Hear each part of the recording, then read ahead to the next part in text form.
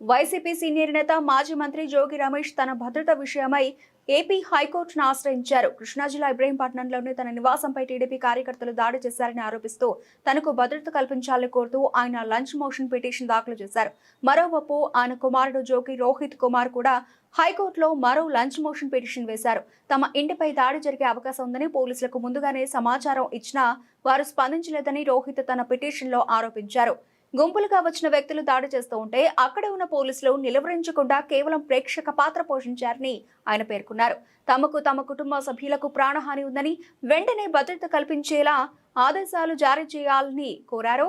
దాడికి సంబంధించిన ఫోటోలు, వీడియోలను ఆధారాలుగా కోర్టుకు సమర్పిస్తున్నట్లు పిటిషన్లో తెలిపారు. ఈ రెండు పిటిషన్లపై ఉన్నత న్యాయస్థానం మరి కాసేపట్లో విచారణ జరపనుంది.